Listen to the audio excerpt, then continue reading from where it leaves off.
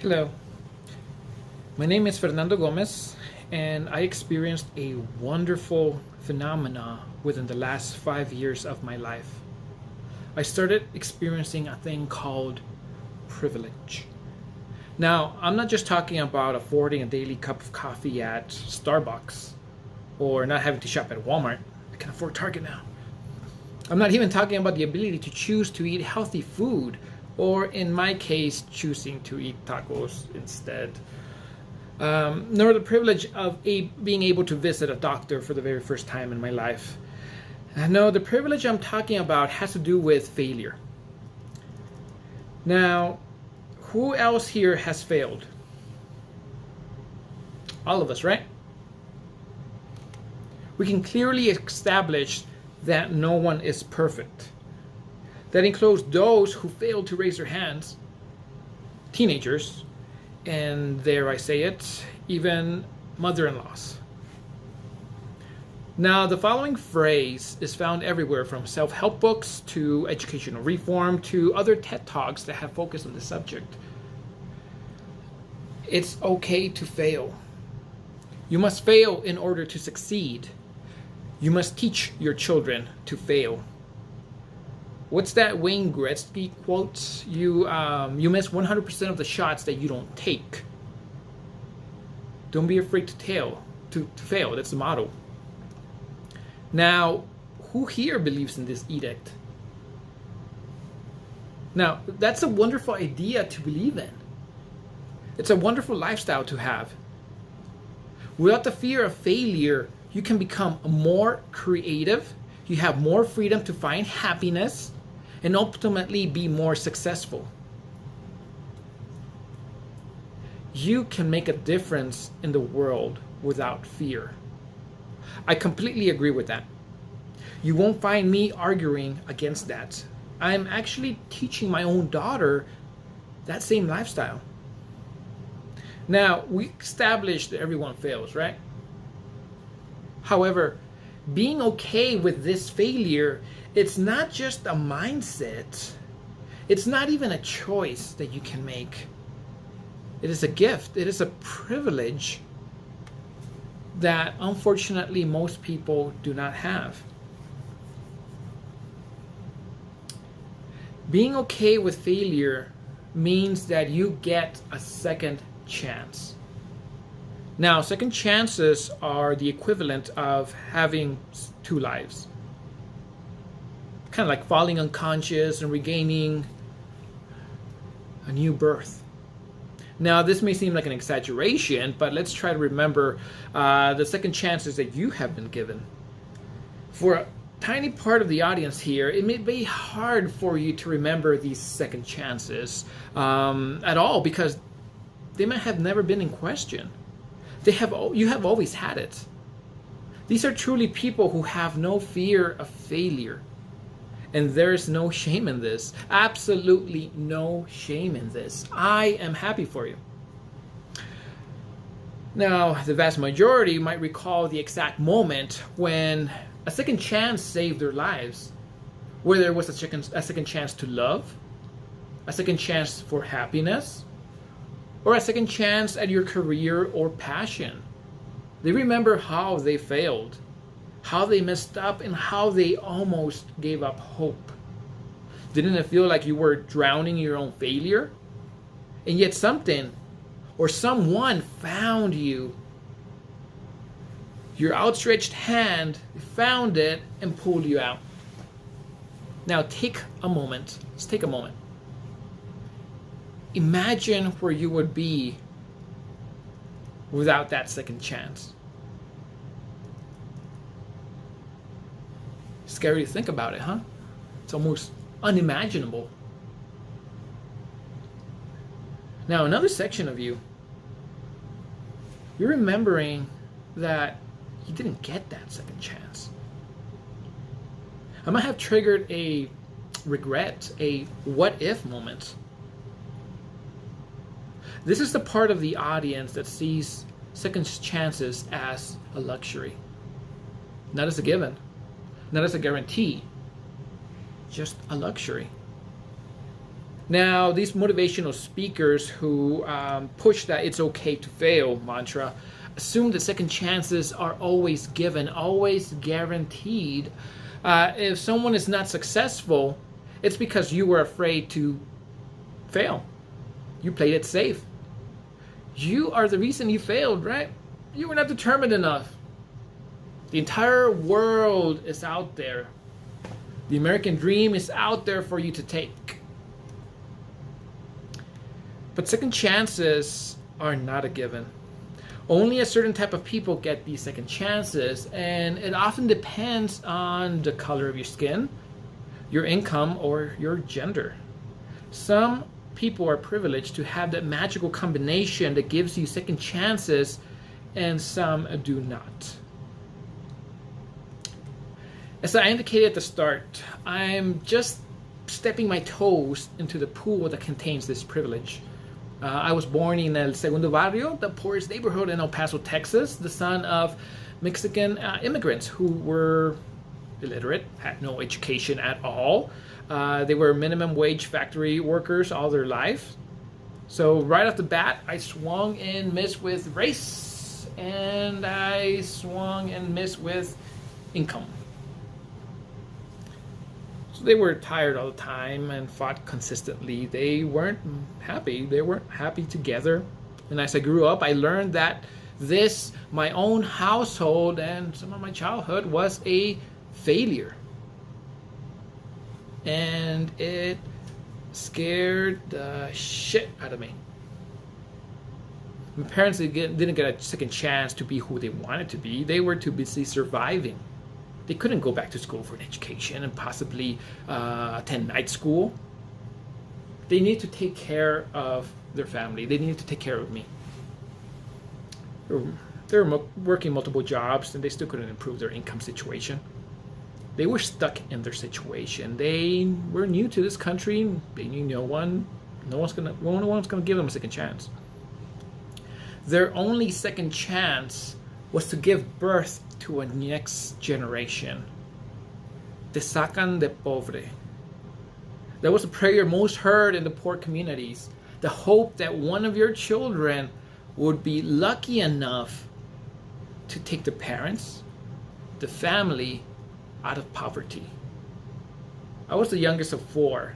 My siblings ahead of me showed me that my parents' lifestyle was indeed repeatable. They all failed in their own spectacular ways. My eldest sister got decent grades, good future, but ended up getting pregnant. She couldn't afford to go to college or work, so she became a stay-at-home mom. Swing and a miss. My other sister suffered from seizures. My parents had no insurance, so they weren't able to take her to a doctor. So they believed the most rational thing that they could. They thought that she was possessed. So they took her out of school and took her to a curandera who tried to force the devil out of her. She never fully recovered from that psychological damage. Hit and miss. My older brother did horrible at school and got involved in gangs. He ended up getting a criminal record. So that was that. Another miss. So when I was born, the fear of repeating my parents' economic, social, and educational failures, as well as my siblings, was my main motivating factor in me pursuing a failure is not okay motto, as I was my family's last chance. As I grew up, I began learning that these factors, race, gender, and income, were valuable commodities. And if you didn't have them, then you weren't going to get those second chances. I started noticing that I had to not make mistakes, to be as close to perfect in order to get out of my current environment. I could not risk failure. Now, Carl Alexander, a Johns Hopkins University sociologist, did a study in Baltimore where he got to track white and black children.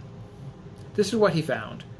Poor black kids were more likely than poor white kids to be arrested. And once they were arrested, a criminal record was much bigger hindrance to a poor black man getting a job than it was for a white man. White kids were given a second chance. When arrested, they were given warnings or even less harsher sentences. That wasn't the case with black kids. They didn't get a second chance. They were quickly arrested and given the harshest punishment. So let me give you an example of how I learned how race prevented me from having second chances from a young age. My only failing grade in school was in second grade when I got a 48 in art. Yes, art. And I still remember why I got that low grade. The elementary art teacher, who was white, didn't like working in a primarily Mexican school. She would call the class with bags and believed all the stereotypes that came along with it. She even went as far as removing the accent mark on my last name, Gomez, Gomez. You live in America now, she would say. So during Thanksgiving, I was finishing up a diagrama of pilgrims landing in America. I mistakenly drew a Mexican flag as opposed to a US flag. She gave me a 0. When I asked her if I could redraw it, she said, "Why? Grades don't matter for someone like you." Now, in the world of second chances, I would be able to correct my mistake or do some extra credit work, but that was not the answer for me. The answer was no. I had to assume that the answer will remain no in the future, so I had to learn to double and triple check my work. I couldn't risk it. I began to get a horrible characteristic of being anal, which I began losing recently. Now, with income, how many of you have heard of business owners speaking of having failed companies? You know, they usually make the rounds in motivational speeches, and ultimately they become magically successful. I heard a crazy story about Finnick founder Vitaly Rizkov. He lost $1.5 million in his first business venture before becoming successful. After his failure, he was able to borrow $600,000 from friends and family. Now, is this realistic? Who here can borrow that much money from friends and family? Who? Who here? No one? So let me tell you a realistic story about failed businesses. So I work in a financial aid office at medical campus. A student had been accepted into medical school. He took a year off, deferment, to work on his growing business, his .com business. His parents were not wealthy. They had poor credit, the parents, so business was his only way of thanking them, for all their support. After a year, it failed. He tried everything to keep it going, taking out business loans and even personal loans to infuse money into the business.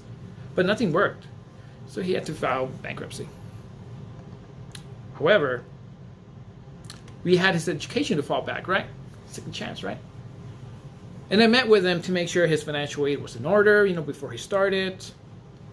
So during our meeting, I began talking about how to finance that education. He had a good amount of scholarships, but there was still a gap. He ultimately had to take out a Graduate Plus loan to be able to afford his classes and his living situation. However, remember those failed business loans and personal loans? Those loans that he took out and wasn't able to pay back? Well, the Graduate Plus loan is a credit-based loan. It looks for adverse credit history. So when he applied, he got declined. I gave him information about finding a co-signer, but his parents and everyone he knew didn't have good credit. So yes, he was accepted into medical school, but he was unable to attend. Where's the second chance in that? This lack of income privilege paralyzes any creativity and entrepreneurship. Who's going to take that chance? Messing up their credit if their business doesn't go well. when they don't have parents who can bail them out? Who? Would you? Now, who is the less margin for error? I think,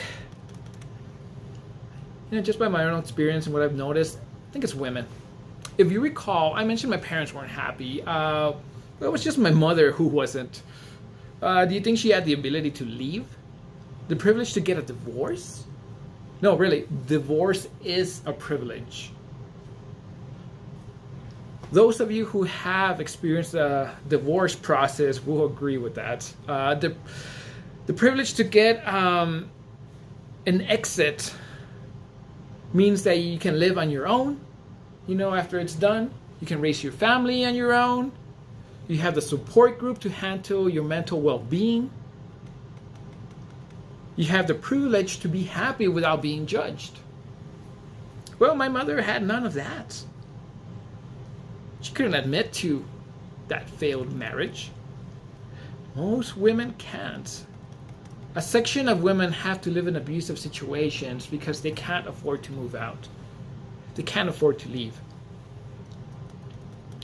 So as everyone celebrates failures as a rite of passage, consider the underprivileged. The motto of being okay to fail is not a reality for them. But how can we make these people less scared to fail and reach that utopia where everyone can honestly say it's okay to fail? Well, we can begin by starting to acknowledge these three privileges: race, income, and gender. Those who have those privileges must act in a way to acknowledge it and evolve. You can't just go to any school and say it's okay to fail. Can't have professors telling their students grades don't matter when the student's only way of being in school is to get that scholarship by getting good grades, retain it.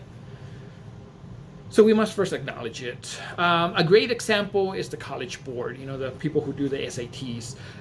They just recently introduced a new adversity rating in their SAT scores. A quick read on social and economic landscape behind every application.